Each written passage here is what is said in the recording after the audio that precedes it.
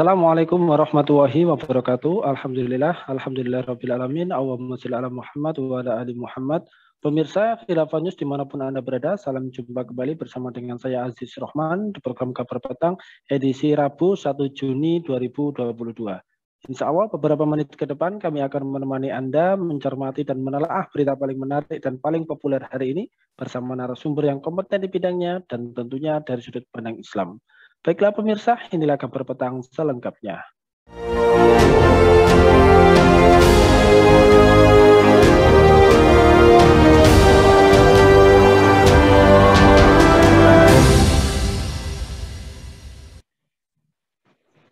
Pemirsa, sekolah di seluruh Amerika Serikat menghadapi gelombang ancaman kekerasan pada hari-hari setelah penembakan di sekolah dasar Robb di Uvalde, Texas yang menewaskan 21 orang termasuk 19 siswa anak-anak.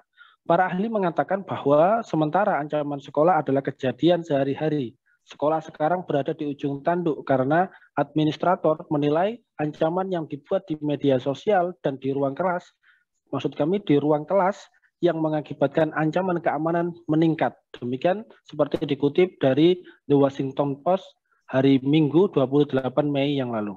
Di New York, polisi Suffolk County mengatakan mereka menangkap seorang anak berusia 16 tahun karena memposting di media sosial pada hari Kamis bahwa ia berencana untuk melakukan penembakan besar-besaran di Belport High School yang ia hadiri.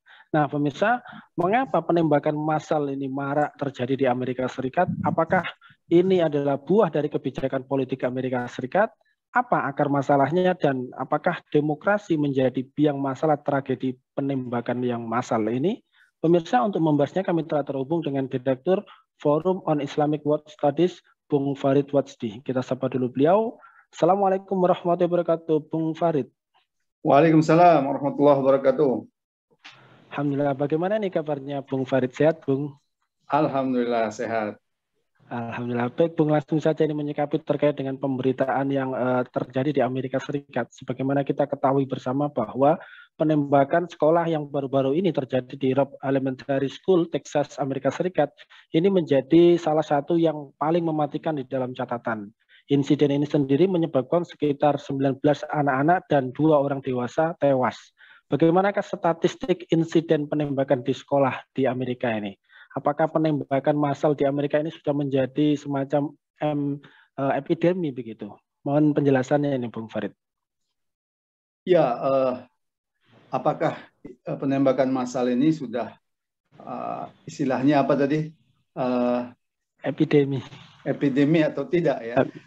Ini mungkin masih jadi perdebatan ya. Yang jelas penembakan massal ini terus berulang ya di Amerika Serikat. Pada tahun 2017 misalkan di Las Vegas Strip ada penembakan yang menyebabkan 58 korban jiwa. Di Orlando di sebuah nightclub itu pernah pada tahun 2016 ada 49 korban jiwa ya. Di Virginia Tech ada 32 korban jiwa ya. Demikian juga di Sandy Hook Elementary ya di Newton pada tahun 2012 ada 27 korban jiwa. Penembakan juga pernah terjadi di gereja ya di Texas First Baptist Church, itu sekitar 26 korban jiwa. Banyak sekali ya penembakan-penembakan seperti itu, termasuk di Texas pada tahun pada tahun 2022 ya. Itu pernah terjadi penembakan juga ya, yang terkait kemarin itu ya. Sementara di El Paso ya, itu pernah terjadi pada tahun 2019 di El Paso Walmart 20 korban jiwa. Ya, jadi penembakan seperti ini kerap terjadi ya, dan yang biasanya menimbulkan korban yang cukup banyak yaitu di sekolah ya, seperti di Parkland, Florida pada tahun 2018 itu penembakan pernah terjadi di sebuah sekolah high school ya, yang menyebabkan 17 korban jiwa ya. Jadi kalau kita lihat penembakan seperti ini terjadi berulang di Amerika ya, seperti itu. Ya, baik Bung. Kalau kita melihat sebagaimana data yang sudah Anda sampaikan tadi, apakah ini menunjukkan bahwa tingginya jumlah kekerasan bersenjata di Amerika Serikat ini mengungkapkan bahwa sejatinya generasi muda Amerika ini adalah generasi yang sakit, atau seperti apa ini Anda melihatnya, Bung Farid? Ya, kalau kita lihat ada hal yang menarik ya, yang pernah ditulis oleh seorang penulis yang sering mengamati persoalan peradaban Amerika ya, Morris Berman ya, dalam bukunya The Dark Ages America, The Final Phase of Empire pada tahun 2007, dia mengatakan bahwa menggambarkan Amerika itu ya sebagai sebuah kultur dan emosional yang rusak oleh peperangan ya, menderita karena kematian spiritual dan dengan intensif mengekspor nilai-nilai palsunya ke seluruh dunia dengan menggunakan senjata ya. Inilah yang dia katakan menjadi tanda-tanda kejatuhan Amerika. Yang menarik ketika dia mengatakan Amerika itu ada kultur yang terikat terkait dengan kekerasan ya, yang rusak oleh peperangan ya. Ini tidak bisa dilepaskan dari sejarah berdirinya Amerika Serikat sendiri ya. Kalau kita bicara tentang berdirinya Amerika Serikat itu tidak bisa dilepaskan dari sejarah kolonialisme Eropa ya, yang masuk ke benua Amerika ya. Apa yang mereka lakukan itu adalah pembantaian massal ya terhadap rakyat Indian. Ada yang mengatakan jumlah rakyat Indian yang disebut sebagai penduduk Amerika sebelumnya itu sekitar 5 juta ya. Setelah pembantaian massal terjadi yang dilakukan oleh penduduk Eropa yang datang ke Amerika dengan semangat kolonialisme ya, semangat untuk menguasai wilayah lain ya, jumlahnya menyusut menjadi hanya ratusan ribu ya. Jadi kalau kita lihat berdirinya negara Amerika Serikat sendiri berdiri di atas darah ya, darah rakyat Indian yang mereka bantai, dan jumlahnya bukan sedikit ya, dan mereka melakukan pembantaian itu tercatat dalam sejarah menggunakan istilah-istilah yang sangat keji ya. Ada yang mengatakan kami sedang membantai anjing ya, seperti itu ya. Jadi pernyataan-pernyataan yang sangat keji ya. Jadi kalau kita lihat apa yang terjadi di Amerika itu tidak bisa lepas dari sejarah kolonialisme Eropa ya, yang juga melakukan pembantaian massal di seluruh dunia ya karena motivasi 3G mereka ya, gospel, gold, dan glory ya. Hal ini juga terjadi di benua Amerika dengan masuknya bangsa Eropa yang ingin menguasai benua Amerika, yang kemudian sekarang menjadi apa yang disebut dengan negara Amerika. Intinya kita ingin mengatakan bahwa kekerasan di Amerika itu tidak bisa lepas dari kapitalisme ya, yang di mana kapitalisme ini spirit ya yang sangat mendorong mereka itu adalah kolonialisme ya. Ya, baik Bung. Lantas kemudian kalau kita mencermati terkait dengan pemberitaan yang ada dan juga berbagai kejadian sebelum-sebelumnya, apakah problem tragedi di Amerika Serikat ini adalah masalah kepemilikan senjata bagi warga sipil? Apakah kebijakan kontrol senjata ini bisa sebagai sebuah jawaban untuk mencegah kejahatan keji seperti penembakan di sekolah-sekolah ini di Amerika?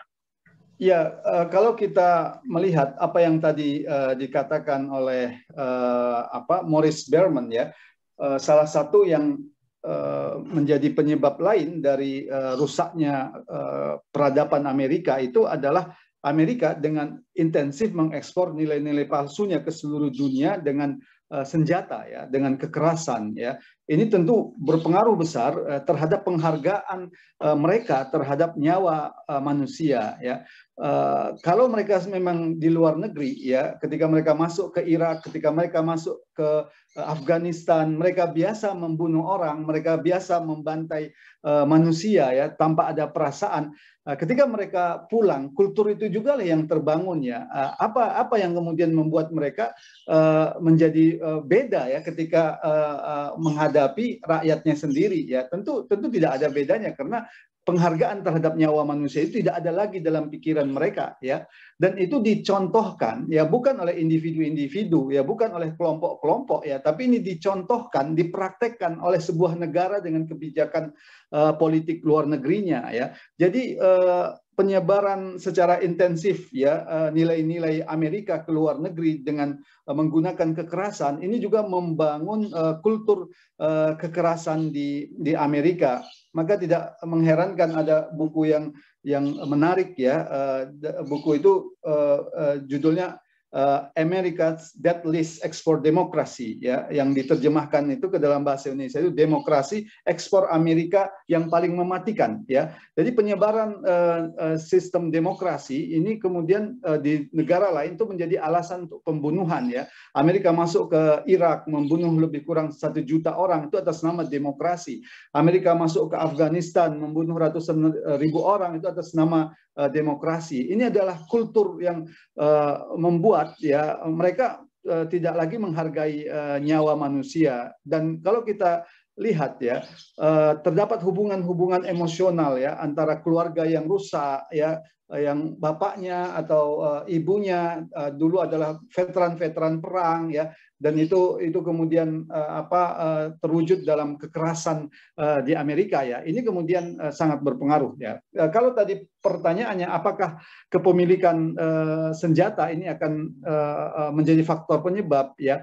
Yang ironisnya di Amerika itu ya pemilikan senjata itu dianggap sebagai sebuah ekspresi kebebasan ya, sama dengan ekspresi kebebasan berpendapat, sama dengan ekspresi kebebasan beragama, sama dengan ekspresi kebebasan kepemilikan ya.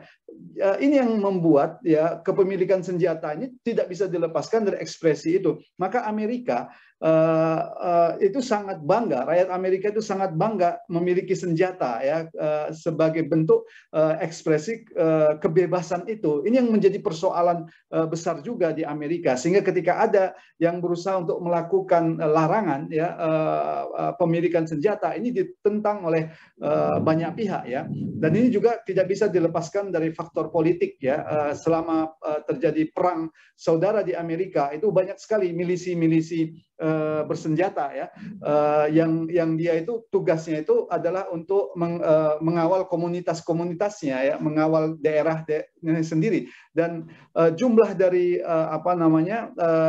milisi-milisi bersenjata ini sangat besar ya, dan ini yang secara politik kemudian melakukan penekanan-penekanan ya untuk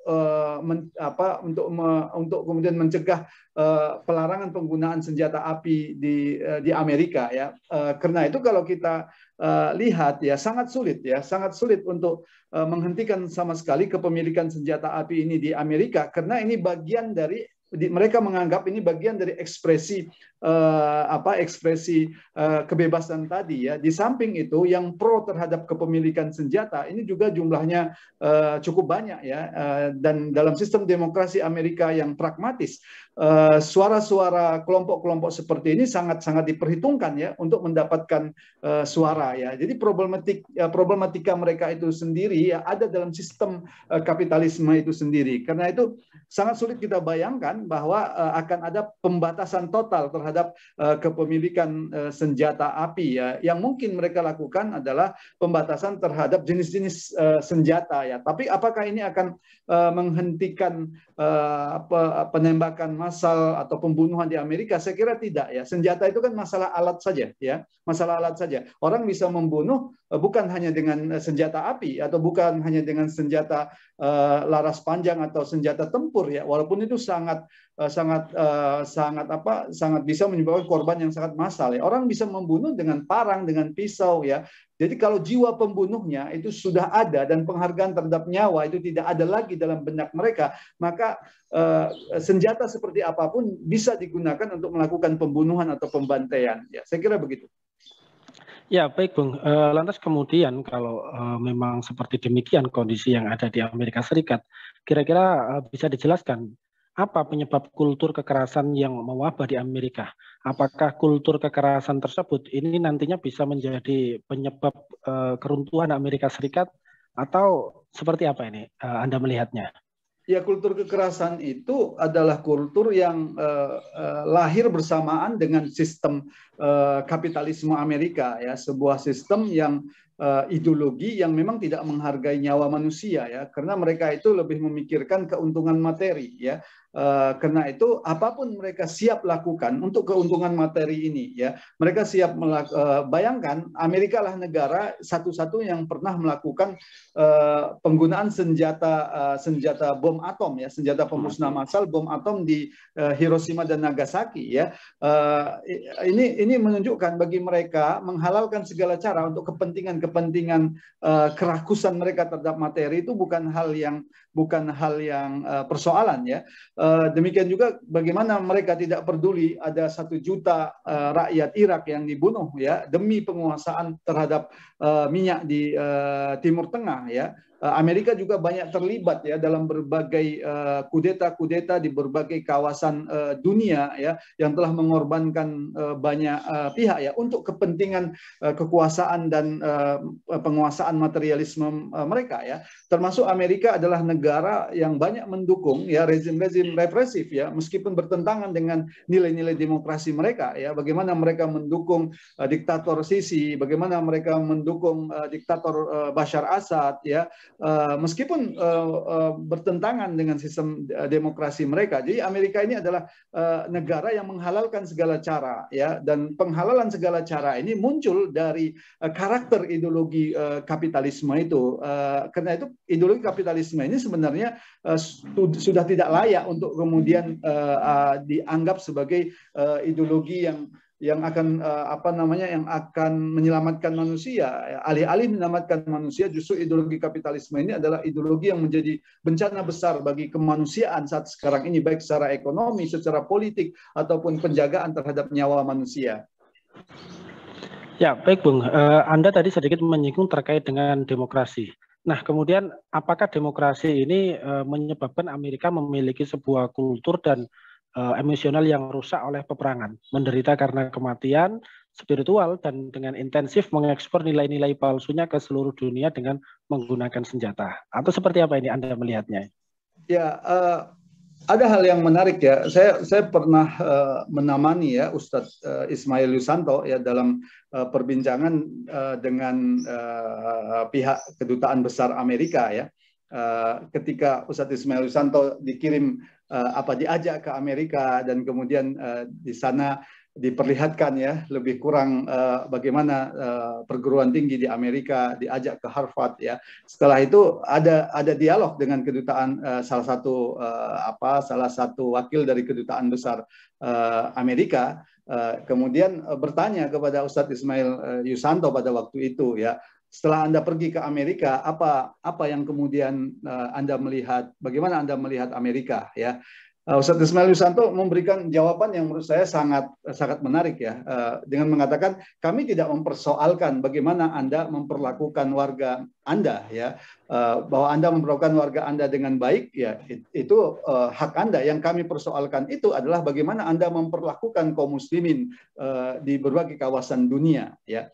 Jadi kalau kita lihat ya, Amerika tentu memilah ya, mungkin mereka akan menerapkan demokrasi untuk kepentingan baik mereka di dalam negeri ya. Tapi atas dasar demokrasi juga mereka akan menggunakan berbagai cara ya untuk kemudian menguasai negara lain dengan darah dan air mata begitu ya. Bukankah ya kebijakan-kebijakan politik luar negeri Amerika ya, masuk ke Irak, masuk ke Suriah, masuk ke Afghanistan, itu adalah kebijakan kebijakan-kebijakan legal ya, yang dilegalkan oleh sistem politik demokrasi mereka ya. Jadi kalau dikatakan apakah demokrasi Amerika memberikan sumbangan terhadap pembunuhan-pembunuhan ini, saya kira jelas ya, karena kebijakan ini tidak bisa dilepaskan dari kebijakan politik luar negeri Amerika, bahwa mereka menggunakan demokrasi mereka untuk kebaikan mereka, mengurus rakyat mereka dalam perspektif mereka, yaitu hak mereka, dan kita tidak mempersoalkan itu ya. Bagaimanapun Amerika tidak akan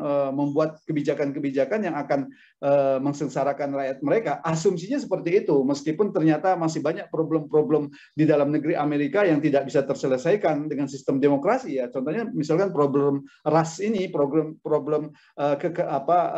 penggunaan senjata, pembantaian massal ya, belum lagi semakin menguatnya kesenjangan antara rakyat yang miskin dan yang kaya di Amerika ya. Tapi lepas dari itu semua, yang banyak dipersoalkan oleh kaum muslimin itu adalah bagaimana mereka melegalkan kebijakan-kebijakan mereka itu dengan sistem demokrasi mereka. Ya, baik.